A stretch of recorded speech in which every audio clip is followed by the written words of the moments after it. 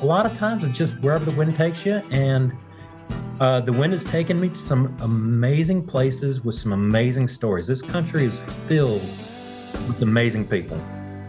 I've concentrated a lot on restoring veterans' headstones, but it's so shocking or surprising to me that how I'm able to stumble onto somebody's life story. And I invite people, if you get over the, I don't say creepiness, but a lot of people don't like cemeteries. They don't. I've always been exposed to death since I was, a young man in police work. It doesn't bother me. Welcome to Heroes Behind Headlines. I'm your host, Ralph Pizzulo. Please subscribe and check out some of our recent episodes, such as Firefight in the Laotian Jungle, a World War II story like no other, and the man behind MK Ultra. Our guest today is Bobbie Myers, who served as a sergeant in the Aventura, Miami, Florida Police Department for almost 20 years. In May of 2016, on a day off from work, Bobbie saw a 12-year-old boy surfer get caught in a riptide and pulled out to sea. Despite the obvious danger, Bobbie ditched his board and swam out to rescue him. He was in terrific shape, but the current was strong and pulled him under several times, and he came close to drowning, but managed to rescue the boy. The after effect of that and the cumulative trauma of 2 decades in law enforcement caused Bobbie to experience symptoms of PTSD. Drinking and feeling alienated from the people around him, he went to see a 75-year-old female psychologist who recommended a very unusual form of therapy and service that Bobbie continues to perform to this day. It's my great honor to welcome former policeman Bobbie Myers as today's hero behind the headlines.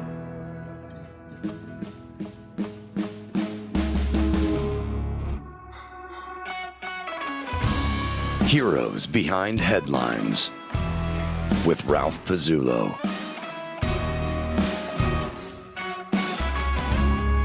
Thanks for having me, Ralph. I love your podcast, and it's an honor to be here with y'all. Oh, thank you. Thank you. Tell us just a second about your interesting cabin there so we can get it on tape. This cabin was built in 1915. They started in 1914 originally, and we're up in the Blue Ridge Mountains. I'm the third owner of this cabin. I've only bought it last summer, and it was in bad shape, and I've spent every waking moment restoring it. It's about 1,000 square feet, 2 stories. Wow.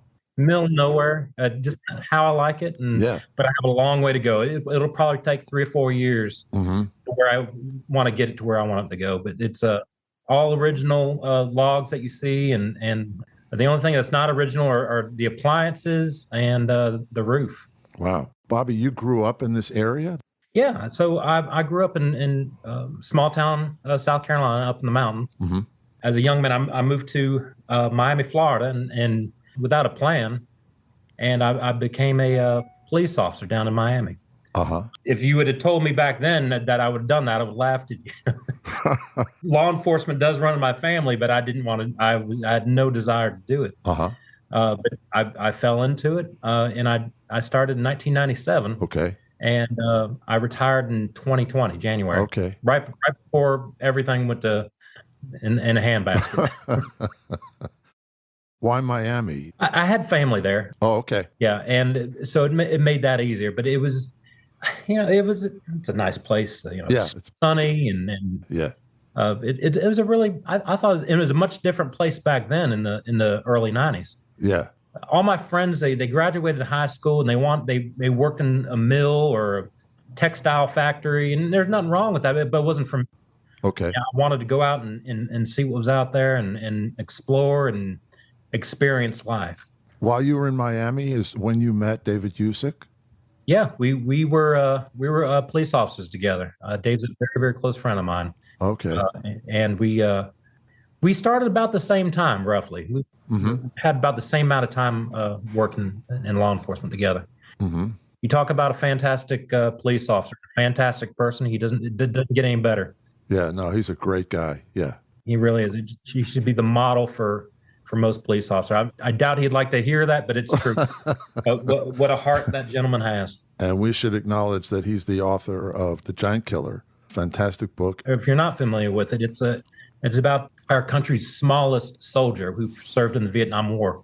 His name was Richard Flaherty, and he is a Green Beret captain. Now, we didn't know this. I knew Captain Flaherty he was a homeless man on the streets of Miami. You met him as well when he was on the street? Yeah, I'm in the documentary as well. Mm-hmm. We did probably a 4-hour interview, and I was in the documentary for about 10 seconds.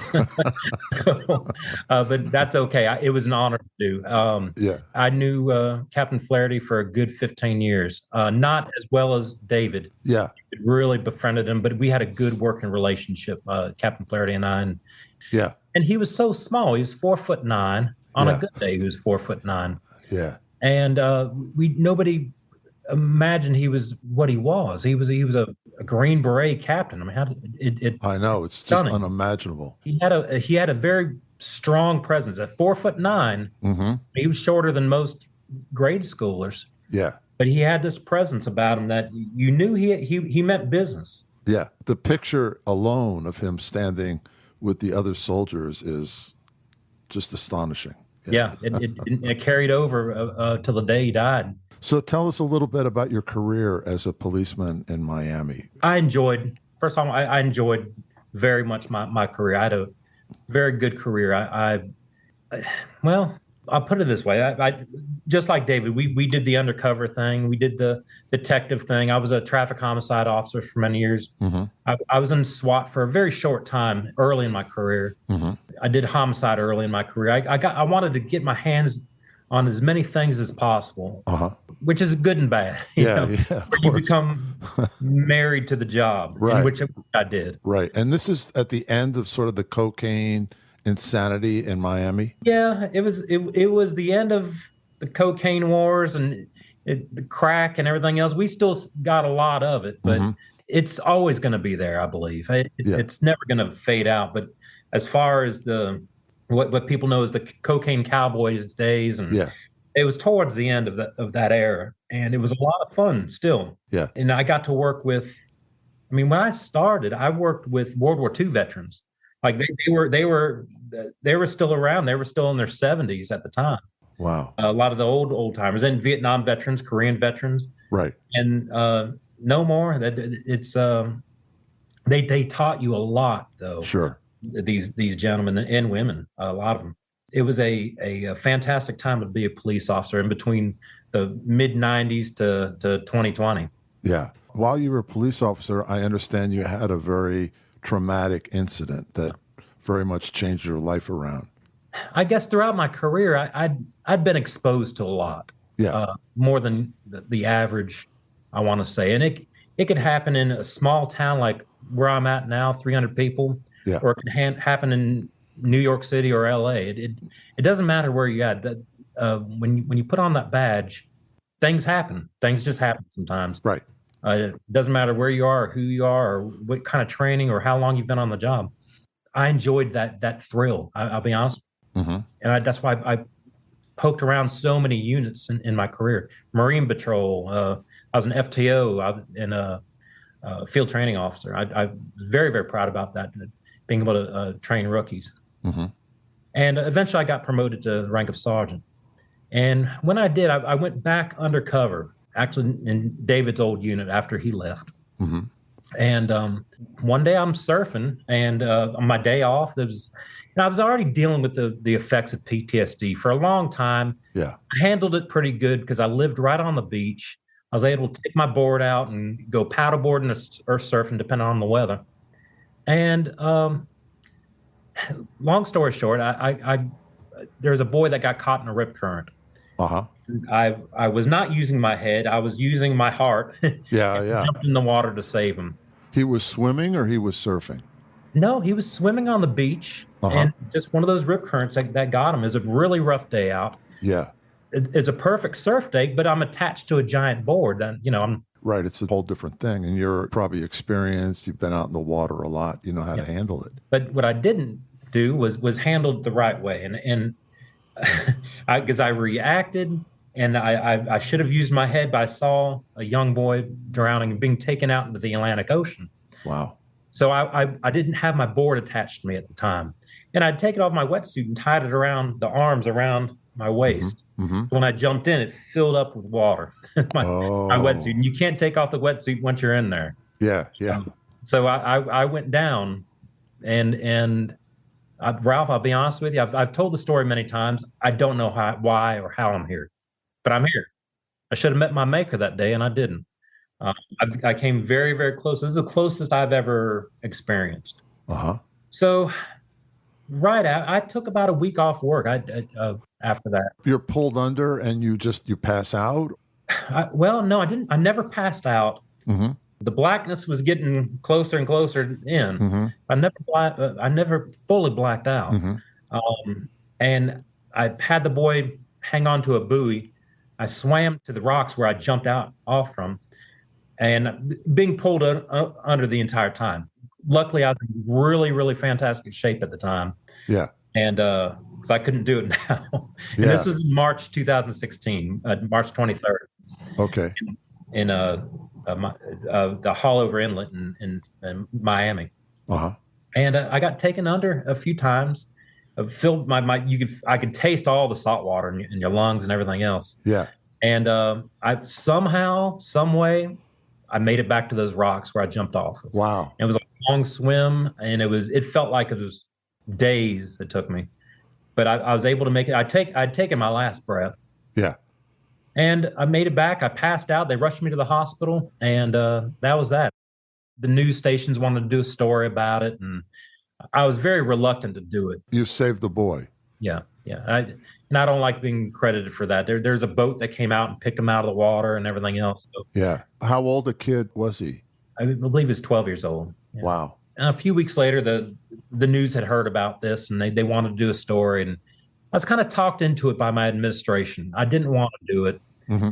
At the time, there was some really anti-police things going on in the country. Yeah. And the reporter who wanted to do it is a really great gentleman. He was like, "Listen, I want it to be a good piece for you, for police." Right. So I agreed to do it, and that was the only reason I agreed to do it, because it wasn't a, and I was able to say, this is what we do. That this isn't. Yeah. It was a really, the hills and valleys of law enforcement in the last 20 years, 30 years in this country. When those valleys get low, they get really low, and that was a really low time. In 2016. Yeah. That's why I agreed to do it. And I got to meet the boy and his grandmother who was there on the beach that day. And it was a nice little reunion. And I was very proud of that. And I've kept in touch with him here and there. Yeah. Oh, that's great. Yeah. He's in college now. Oh, good. Good for him. But what that brought on, after all the accolades were over and slaps on the back and good job, Bobbie, and everything else, I was left with a very close near-death experience. And nobody teaches you how to handle that. You could prepare for shootings and you can train all day long, right, for other things as a police officer. Nobody ever trained me, what would happen if I drowned? It never came to my mind. Right, and you got to react. Yeah, and it was, I would do it in a heartbeat again. I'd probably use my head a little bit better. Mm-hmm, I would. There's no doubt I would have jumped in, probably with my board that time. Yeah. but so after about a week or two, I started developing these terrible nightmares. And they were of things that have happened 15, 20 years ago in the past in my career. Things I'd forgotten about, or I'd pushed away, or just some of the weirdest things that you don't even think about. Yeah. I'd lost some friends too on the police and police work, and they had come back to me in dreams and everything else. And it was I didn't know how to deal with it. So yeah. And these were just other dangerous encounters that you'd had in police work that you'd sort of put behind you, and they were coming back up. That's right. You may be done with the past, but the past isn't done with you sometimes. That's right. And I never got help for that when things happened back in the day. Yeah. And pretty soon after about a year, I was burning the candle both ends. I was working, and I'd go home and I would just stare at the walls. I didn't want to go outside. I didn't want to hang out with my friends. I alienated myself from family, and very, very unlike me. Yeah. Very social person, and it just it just tore me up. I've never been a big drinker, Yeah. but I would drink wine in order to get to sleep at night. Mm-hmm. And I'd always wake up after about 3 or 4 hours. Mm-hmm. So eventually I went to a police psychologist, and she truly saved my life. She said, first off, stop drinking your wine. There's no need for that. Yeah. Which I tell everybody, if you are dealing with something, Yeah. put away the alcohol. Right. It's not going to help you. Not at all. Yeah. We think it does, but it doesn't. Right. And eventually, after many months of talking it out and sharing things and going over the different cases and that affected me later on, it made it better. Yeah. It wasn't done, Ralph. This woman, at the time, she was about 75 years old. Mm-hmm. And on the verge of retirement. And this is in 2018, 19. Mm-hmm. And she started with psychology back in the 60s when people didn't, they're like, oh, that's all witchcraft. Right. It wasn't really accepted. Right. And there was a big stigma also if you went to see a psychiatrist or a psychologist. That's right. So a lot of people wouldn't do it. Yeah. That's exactly it. And she was one of the first to women as well to really start treating the old World War II veterans that had been home for 30 years at this point. Yeah. Or 20 to 30 years, and started treating them. And then eventually the Korean War veterans, and then the Vietnam veterans, and on and on. And then she eventually got into first responders. Yeah. Which people don't think about at first because it's so focused on military veterans. But of course. Yeah. I mean, we're not in combat every day. We're not in a foreign country away from our families or anything else, but it's what a lot of us refer to as it's a slow drip. Yeah. Over 20 years, 15, 20, 25 years, it's that slow drip of experiences and not going for help with it. It really, we don't have a VA. Yeah. We don't have a Wounded Warriors thing. And I'm certainly glad the veterans out there have these resources. Sure. And I know it helps a lot of those men and women. Right. And as you mentioned before, there's also been recently, well, in the last 10 years, a very negative stigma attached to police work. So I'm sure that doesn't help either because you're not feeling the support from the community that you're in. No, definitely not.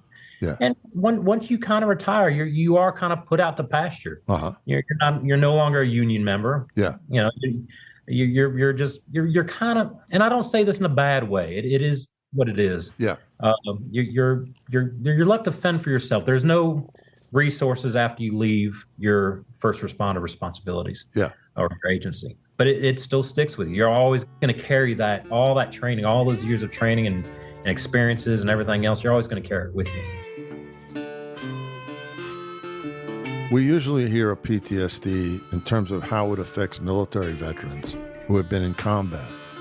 But research over the past decade has made clear that negative psychological outcomes like PTSD and depression can also result from work in law enforcement, particularly after the events of 2020 when police officers had to deal with the challenges of the COVID-19 pandemic, and then the rapid transition to rioting, looting, and civil unrest, followed by the ongoing debate over police reform and defunding.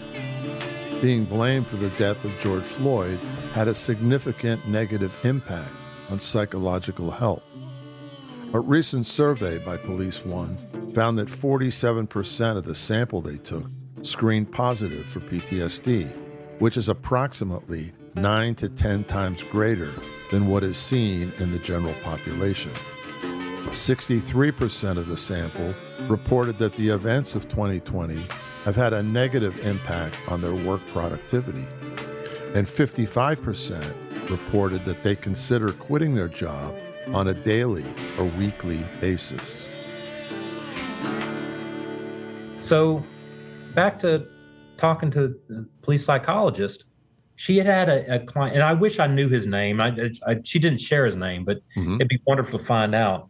she knew a World War II veteran who lost everybody in World War II. It was his I guess his company. Hmm. The vast majority. I mean, he lost 75% over in Europe. Yeah. He came back really broken about it and suffered through alcoholism and divorces and being arrested and everything else. Yeah. And here's a man at 20 years old who helped wipe evil off the face of the earth. Yeah. And there was no help for him. So eventually, in the late 60s, he sought help. And between the two of them, she gave him an idea. Said, "Why don't you go and visit your friends at their gravesites and talk to them?" Wow. And that's what he did. He bought a camper, an old, Huh. early 60s camper, and Yeah. traveled all around the United States and visited every single one of the friends that he lost in the war. Wow. And there is one guy in Alaska. There is a gentleman down in New Mexico. There's one in Maine. Literally all of the country. And eventually he went over because a few were buried overseas in Belgium, Mhm. and he's able to visit them there as well. Hmm. But what he saw was that a lot of these graves, here it is 30 years later, they weren't maintained. Right. They didn't have wives. Right. People just forgot them. Yeah. Yeah. And so he started cleaning their graves Uh-huh. and their headstones. Yeah. Just soap and water, what was available at the time. And he did this every 2 or 3 years. He'd go and do a road trip again. Uh-huh. And that was his vacation to himself. Hmm. And it would take a month to do. Yeah. He went to every single place and restored their graves back and he did this till the day he died. He lived well into his 80s, late 80s. And they still kept in touch, the psychologist and him. So she gave me that idea Yeah. and told me the story about this gentleman. And she goes, "Why don't you want to do that? Do something like that." Because I was very into outdoors Yeah. and I wanted to be outdoors. I Yeah. couldn't stand being inside. Yeah. And that's where I was spending most of my time, just staring at a wall when I come home, Yeah. even on my weekends. Yeah. That's how I started doing what I'm doing. Okay. Now I go in between restoring the cabin here. Yeah. I've gone all over the country restoring veterans and other people's graves, a lot of children as well. Mm-hmm. Small children up until mid 60s died. I think 1 out of every 5 died at a very young age for diphtheria, the flu. Yeah. You go to any cemetery, you'll see a good majority of the graves sometimes are children from infancy to about 5 years old. Wow. Yeah. We don't think about that at all. No. So that's what I've done. I've restored about 900 graves. Sometimes I've pieced them back together, and Yeah. I've learned how to do that working with stone and various types of stones, marble and limestone and Uh-huh. sandstone and granite, Huh. and or just cleaning the stones. You get that down, especially in the South. Yeah. You get that moss and the lichen that soaks into the stone. It takes some time to get that cleaned up. We have a solution now that cleans it safe for the stone, and we can talk about that later. But as far as cleaning these stones the right way, so I've done about 900 graves in 28 states.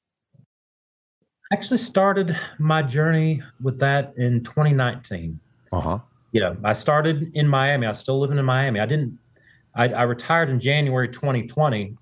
A few months earlier, I bought a van out in California, in LA.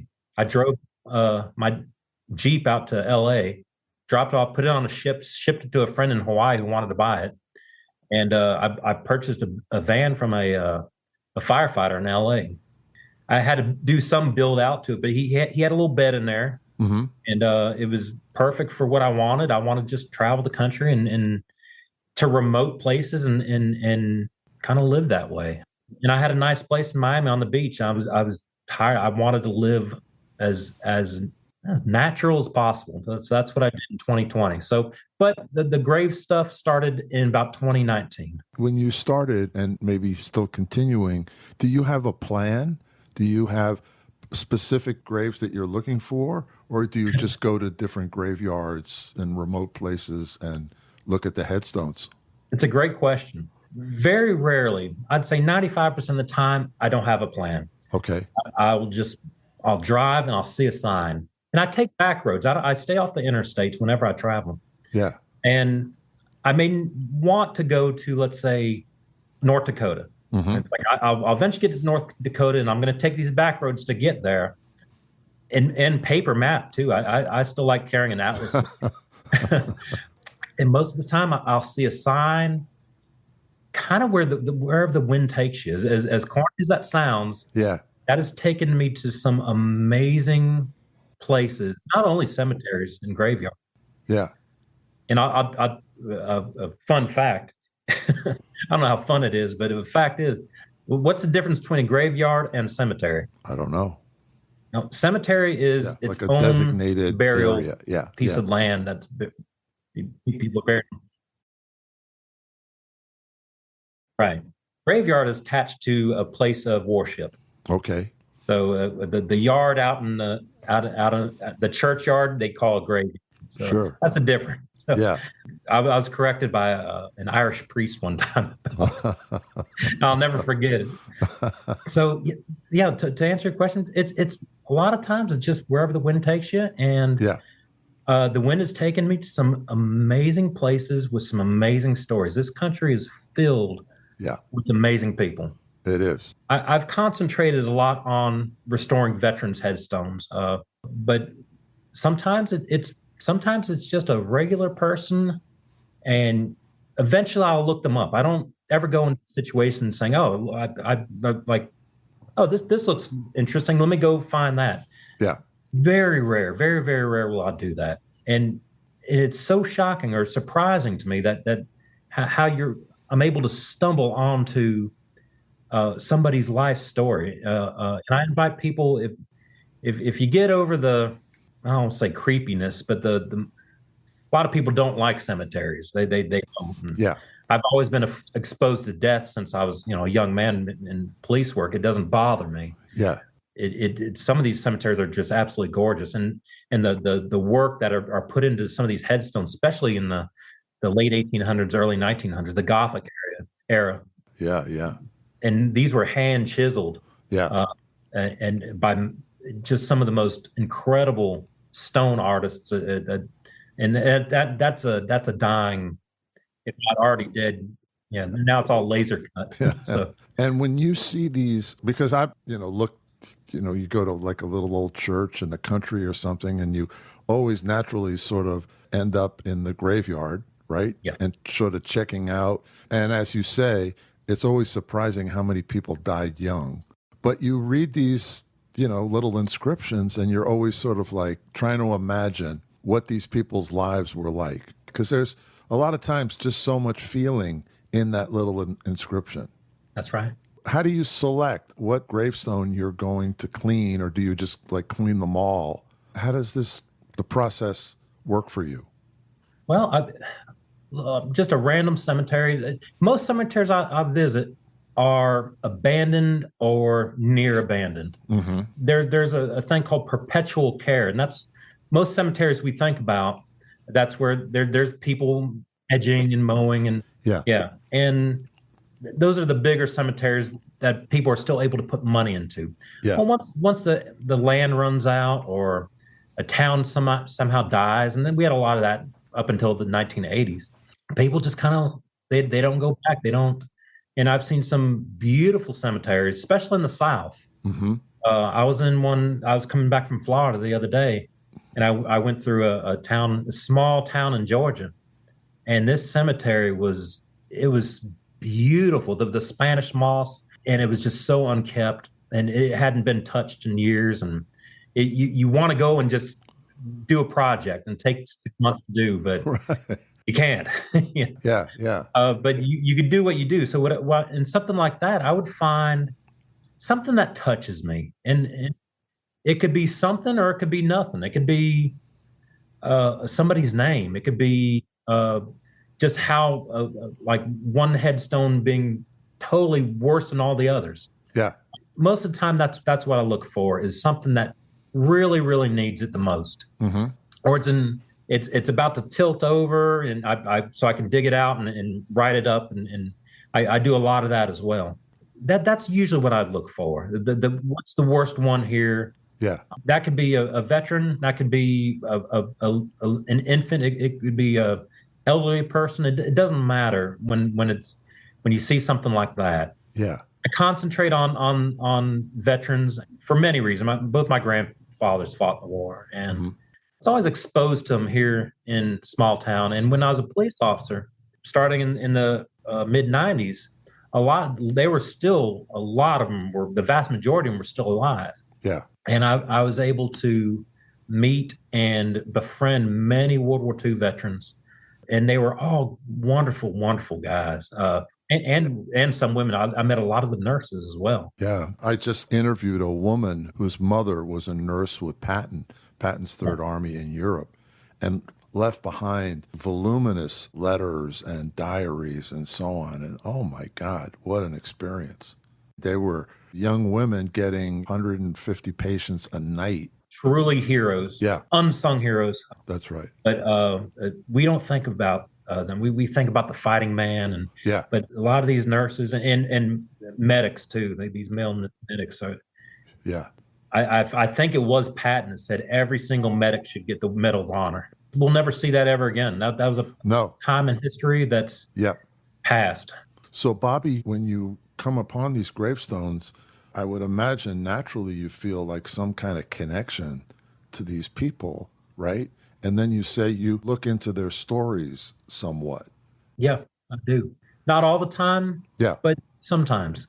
Sometimes I could, depending on how much detail I want to get in there and do with as far as restoring or cleaning. If it's just a one or two stones, I can go back and look through their history. And there's so many various ways to do that online. Yeah. We have quite the amount of good resources out there that we can figure out their life stories. Mm-hmm. Yeah, I can give you example after example. Yeah. There was one not too far away, about 20 miles down the mountain from me. Mm-hmm. There was just a regular stone, a granite stone, and it was like way into the dirt. Like you could barely see there was a stone in there, mm-hmm. and covered it with also grass and weeds and everything else. And I was like, oh, I didn't know who was under all that, and I pulled it up, and it was and he didn't pass on. He passed away in 2008. Wasn't that long? Oh, wow. Already forgotten. Yeah. Because I couldn't imagine leaving a family member's memorial like that. Yeah. And I dug it out and I cleaned it up, and it was a process because it was covered in mud. Huh. And sometimes these will sink into the ground, and you have to get them back up. And they're good, maybe 10 inches thick. Some of them. Wow. Really? That thick? Yeah. They go down, I'd say about 10 inches. Wow. And they're heavy. So yeah, sure. You have to get them back up. And I have the tools for that. It still takes a while. But his name was William Bolt, Bolt.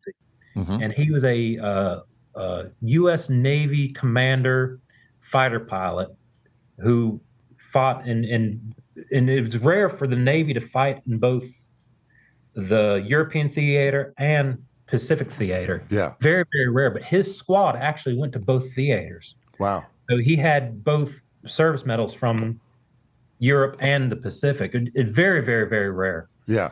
He was part of the Red Rippers. And I looked up his story, and it was fascinating. Just and he was for 4 years.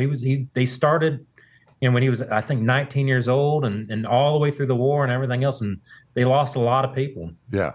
In that squadron. And here he is, just not cared for or anything like that. That took a lot of to get his stone back to where it is right now. Uh-huh.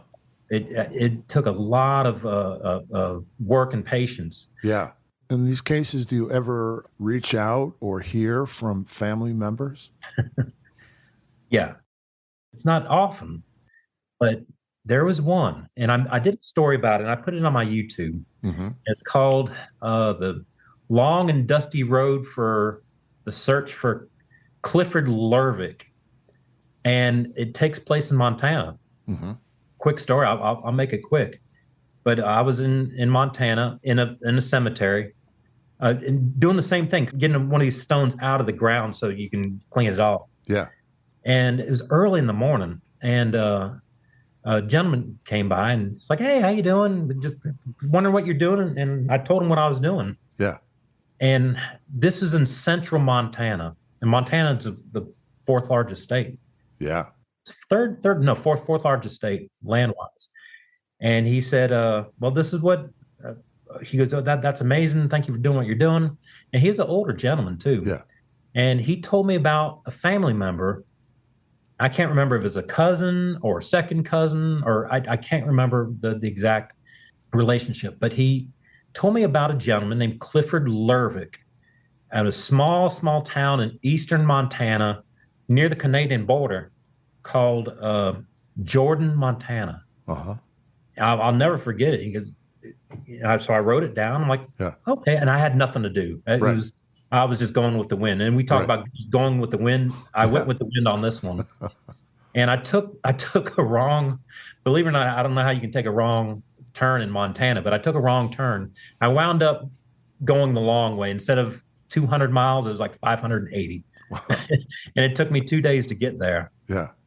But I got to see these back roads of Montana that very few people ever get to see. Even people living in Montana, they think about the West Montana with the mountains and everything else. Sure. This is more plains and rolling hills. Mm-hmm.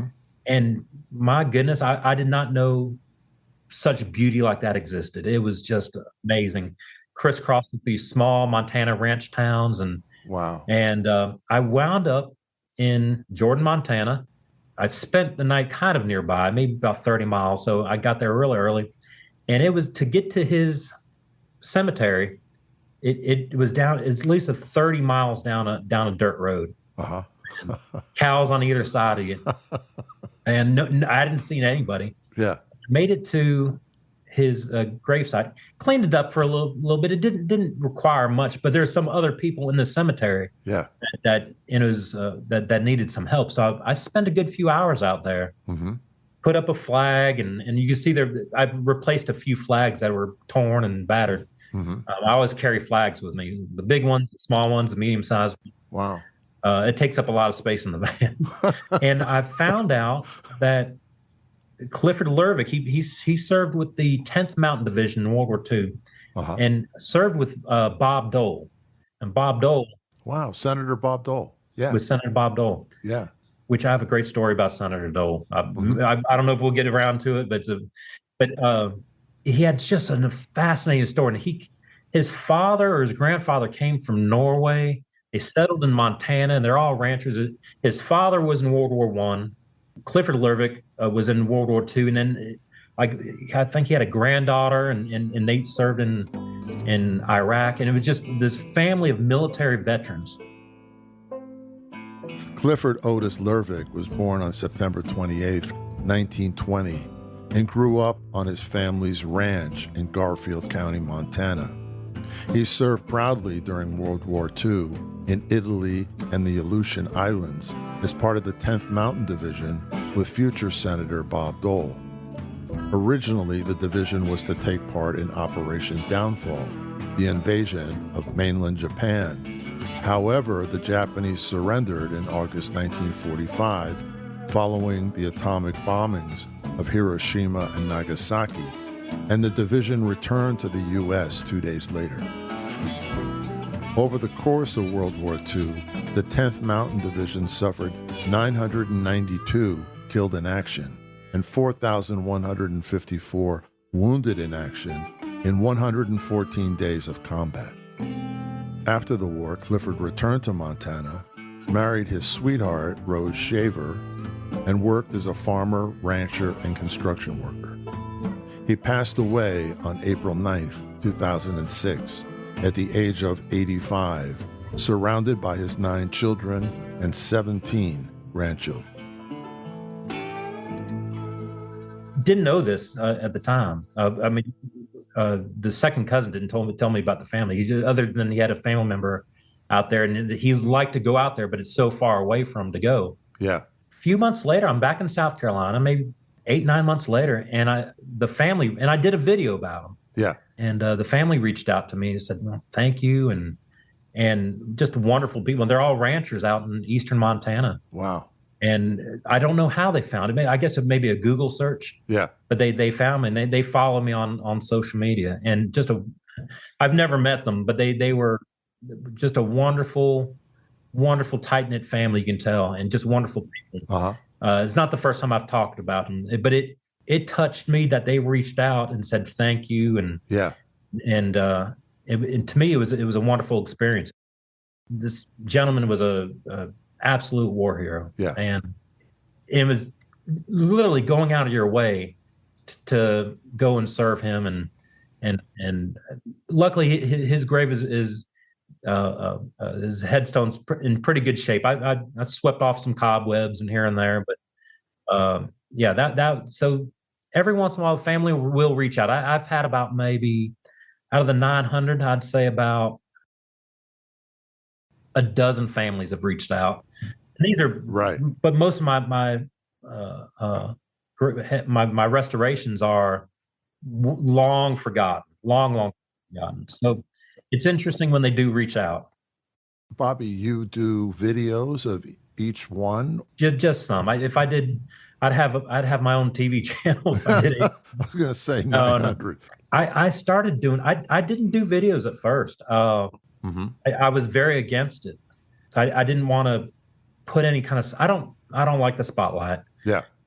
I did this for a reason. And videos for a reason. I wanted to bring attention to these people's sacrifices. Number one. Yeah. I was able to do that, and the more I did, the more I would discover these fantastic stories about these heroes. Yeah. And I was like, who else is going to tell this story? I may as well. Right. They're forgotten. Yeah. Their gravestones are forgotten. So, right. Yeah. So I did that, Ralph, and then I started doing these videos, and most of it was instructionals, like this is how you do it the right way. Don't put. Okay. And everybody wants to know what kind of chemicals I use, and you don't use chemicals. You use a certain solutions, soap and water, like a pH negative soap, like Myers soap. Mm-hmm. These are all safe and effective forms of cleaning that's not going to damage the stone. That's the most important thing, is that these stones, these monuments last 10,000 years. Right. Arlington, or in D.C. there, they used to pressure spray these headstones, and they realized that they were chipping away over time. Yeah, I'm sure. Headstones, so they don't do that anymore. They use a product called D2, which is what I use. Uh-huh.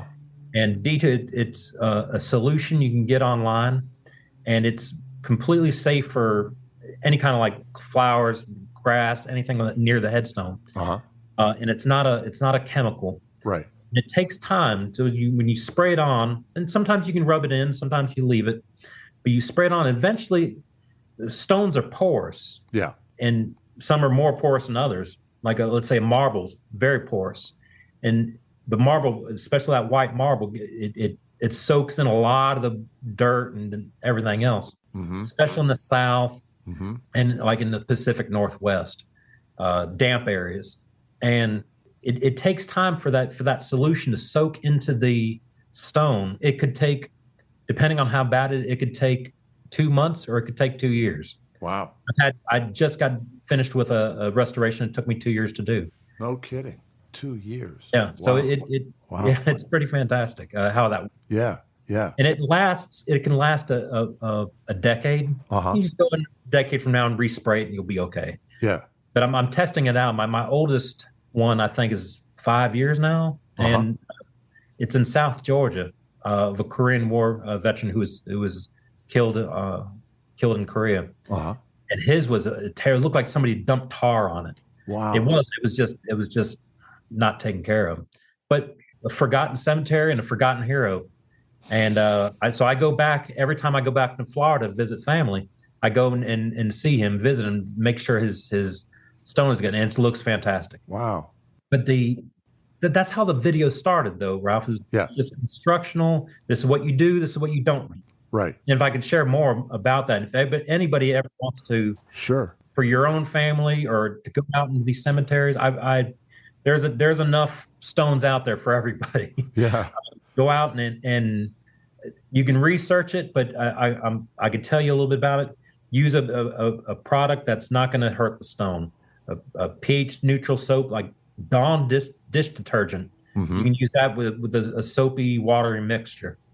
D2 is a great product.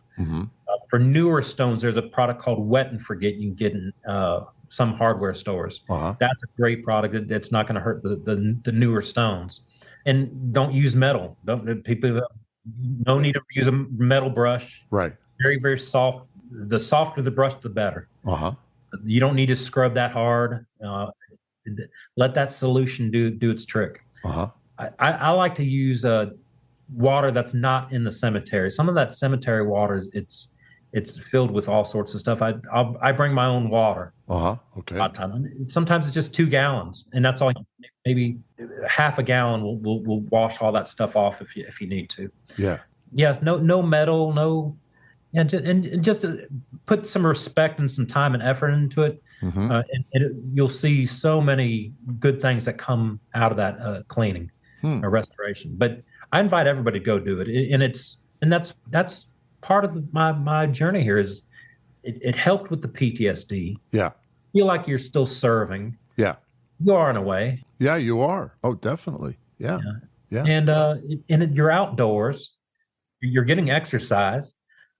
And you're learning about things that you would have never learned about before. Yeah. And so you like history and people and yeah, it catches on really quickly how much there is to learn out there and what people went through back then. And it's really fascinating.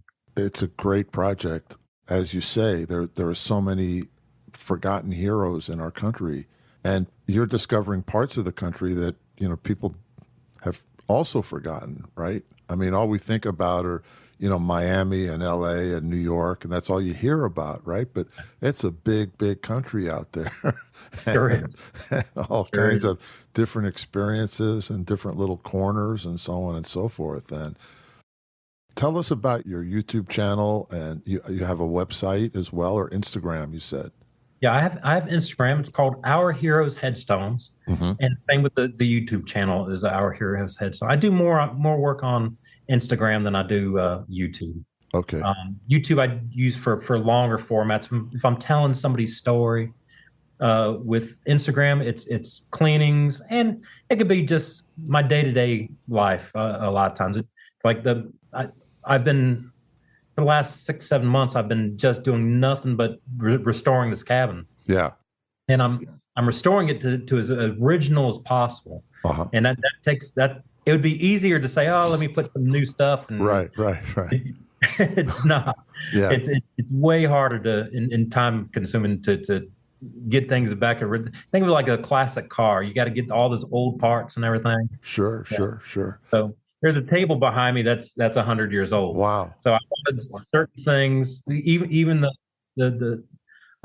this desk I'm on right now. It's at least 90. Wow! And I have a stamp on it. So I wanted that. So it's taken me. I'll say it's taken me not away from grave cleans, but I have another project right now. This is going to last another 4 or 5 months, and then in the summertime, I'll take back off to parts unknown for more of this. Yeah. But YouTube is where I do the longer versions of people's stories. Now, I noticed on your YouTube channel that some of the gravestones you've come across are like old blues singers. His name was Pink Anderson. Now, Pink Anderson, he's about he grew up in Spartanburg County, South Carolina, and I was in the cemetery where he's buried. And he's an old blues singer. He's born in 1901, and he died, I want to say, in 1974. In there, he didn't live too terribly long, but he died as a senior citizen, penniless. And you would know his songs, Pink Anderson. There's been many covers of his songs since. Okay. I'll look it up. Yeah. Like a lot of old blues singers were ripped off, I'd say. Yeah, by sure. These 70s bands, especially a lot of the British bands. I'm not going to say their names out loud because I don't want to get sued, but a lot of British and they bands made big hits out of them. Yeah. Yeah. But in this case, I'll name the band. There's a band. So Pink Anderson and he was just a fantastic blues player. Mm-hmm. I just came across completely, just by accident, came across his headstone, Mm-hmm. and I started fixing it up before I was like, I should film this, because I was there for a different reason. So I didn't have a great footage, but it was a mess. And here's a guy who was world famous. And back in the '60s, early '60s, there was these two guys sitting around in a club listening to blues music. They said, let's start our own band. And they started it.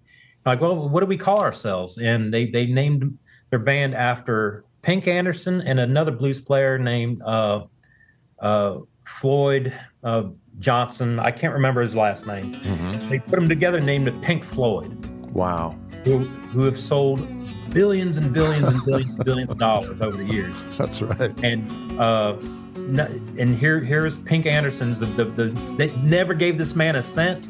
Yeah. Never gave him any kind of royalty. Never nothing.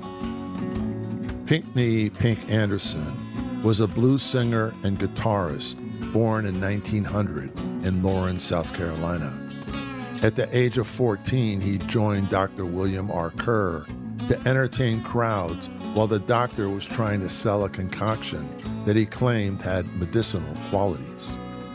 Anderson also worked with the blues singer blind Simmy Dooley and toured with Leon Chief Thundercloud Cadotte and the harmonica player Arthur Peg-Leg Sam Jackson.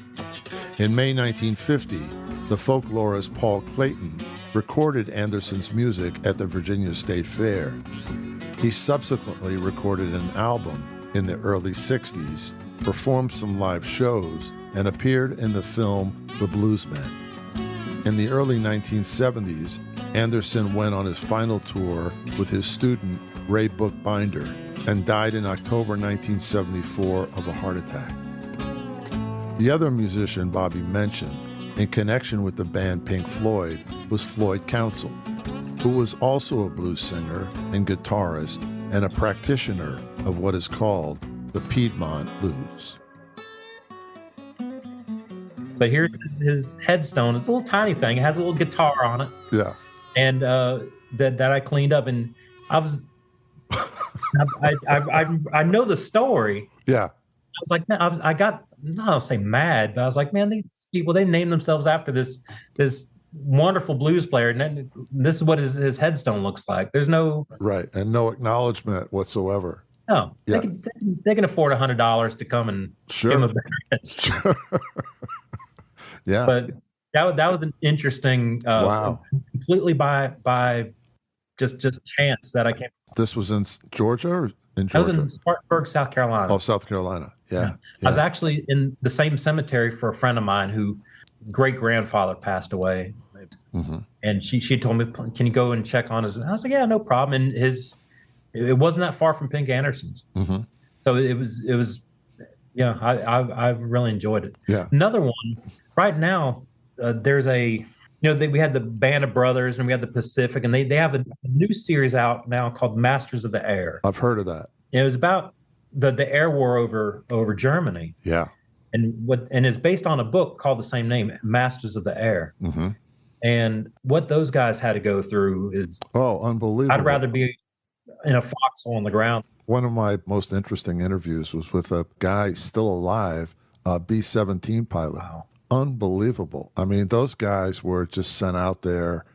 They sent out 30 planes. They figured, maybe 4 or 5 of them will get through. Yeah. And they had to fly a certain number of missions. They were basically suicide missions before they could be sent home. And I think it was like 20 or 21 or something like that. And every one of them was like, the chances of coming back were not good. Not good. Yeah. These planes, you're up there, and they dealt with like frostbite. Yeah. Yeah, they had to wear oxygen masks because they weren't pressurized cabins. Right. The sides of the planes these were B-17s. They were not insulated. A lot of the injuries were frostbite. And a lack of oxygen, too. That's right. Like they'd shoot their oxygen. The Germans would shoot at the plane, and the oxygen container would and they would suffocate up there. It was Yeah. terrible what they had to go through, and they had Yeah. flak, and they had other planes shooting at them. I'm glad that story's being told. The book is fantastic. Mm-hmm. Many years ago, and it really puts things in perspective. I'm afraid to watch the documentary because I just don't think it's gonna. I don't have much faith in Hollywood. The first two series were fantastic. Yeah. Yeah. So there is another story. Mm-hmm. Once again, a lot of my restorations have been in South Carolina because my home base. Out of the 900, I'd say 100 of them are here in South Carolina. But there's one I ran into named John White, and he was born in 1921 and died over Denmark in a B-17. And not his whole crew. I think there's 8 per crew on a B-17. 3 of them were able to jump out and parachute. But after they had done their bombing run, they're coming back over Denmark and got shot down by the German Luftwaffe. So he was a gunner, and they went down. He was a lieutenant, and they went down in Denmark in a small, out in somebody's crop field in Denmark. Mm-hmm. And there's only 3 bodies that were found in the wreckage, and it was John White was one of them, and his family's down here. That the White family is still very prominent here in upcountry South Carolina. Uh-huh. And he just finding out that I found pictures of him online, and just he graduated high school and wanted to serve in the military and do the most dangerous job, in my opinion, in the military. And he got to do it, and they had several runs. They had a good string of good luck until that one day.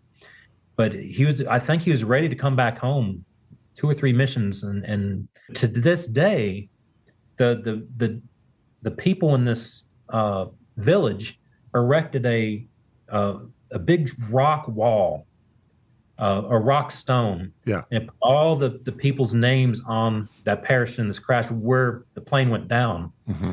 And it's still there to this day. Wow. And so John White and all his crew members were on there. Yeah.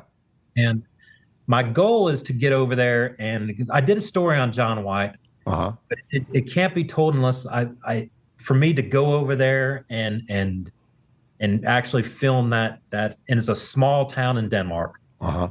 But I would that's on my bucket list for 2025. Okay. Wow. I look forward to that. It goes without saying, this experience has been, and this practice has been very healing for you.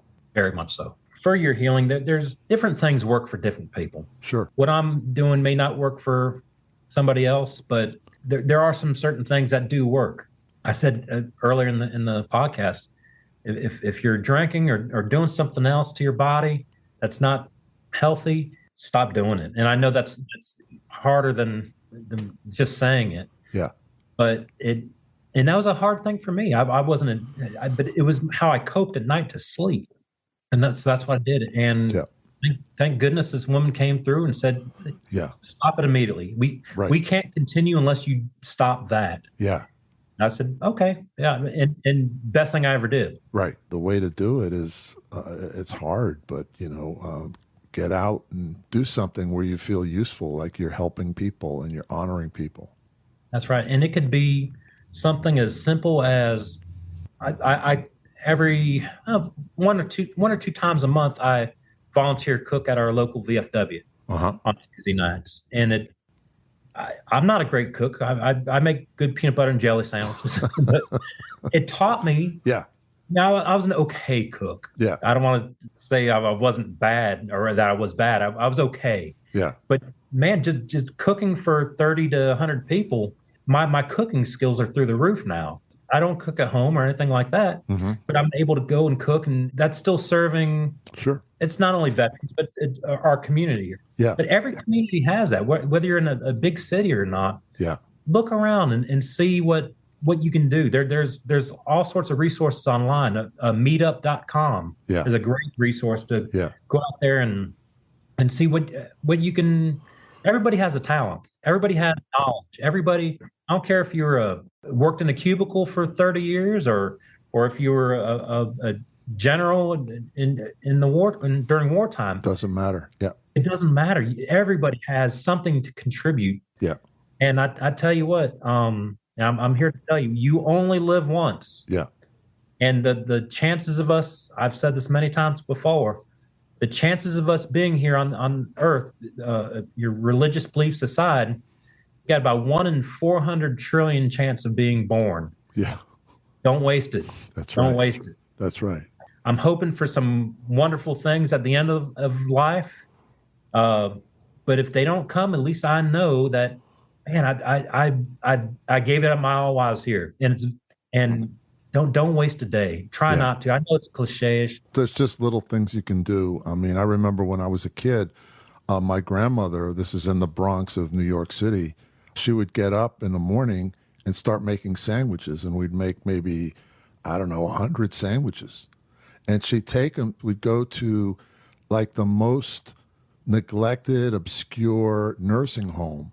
I don't know how she found these places, but they were places where nobody visited. Like the people were just cattle, like there.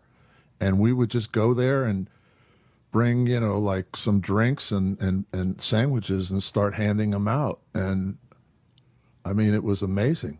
People would start singing. People would be so happy. They'd come out of their rooms. I mean, and it was so simple. It was just, nothing fancy. Absolutely right. And what a wonderful way to serve other people. Just something simple like that. Yeah. What your grandmother did. I mean, my hat goes off to her. That's not easy to do. I didn't even understand it at first. Right. She'd buy all these loaves of bread. I'm like, Grandma, what are we doing? And we go, well, you're gonna help me make sandwiches in the morning. And I'm like, okay. And we made, 100 sandwiches. I'm like, where are we going to take them? Well, let's get on the bus. And she didn't even drive. We'd get on a bus and get on another bus. And you understand it now. Yeah, something I'll never forget. Well, Bobbie, thank you for all your service as a police officer and for finding a purpose that healed you and serves veterans and other people, including Pink Anderson. Anderson. What a great story. And if Pink Floyd is ever listening to any of this, they owe the Anderson family some recognition. I had no idea that that's how they named the band. That's so interesting. There's so many stories out there that should be told, that can be told. And I hope there's more storytellers out there. We're all addicted to our phones, and we see the worst of humanity on these social media apps and everything. That's right. I'm here to tell you it's not like that. That's right. Put away your phone, go outside, serve your community, no matter if you're in LA or in Devil's Ass, Alabama. Yeah. Go out there and do something, and you will feel better by doing these things, serving people. That's what we are as human beings. We like to serve other people. In December 2019, after his near-death experience, Bobbie retired from the Aventura, Miami Police Department, sold all his belongings, built out a 4x4 van, and drove off into the unknown. Today he surfs, hikes, paddleboards, remote camps, mountain bikes, explores forgotten and abandoned places, and restores veterans and everyday people's gravesites if he discovers that they need some attention. The cemeteries he visits are rural and do not have perpetual care. It's Bobbie's way of healing and being of service. If you're interested in hearing more about him and his work, check out his YouTube channel, Our Heroes' Headstones. I thank Bobbie for spending time with us and talking about his unique way of overcoming PTSD. It's my great honor to name Bobbie Myers as today's hero behind the headlines. Heroes Behind Headlines. Executive producer Ralph Pizzullo. Produced and engineered by Mike Dawson. Music provided by Extreme Music. For exclusive content, please join our Patreon group at patreon.com/heroesbehindheadlines.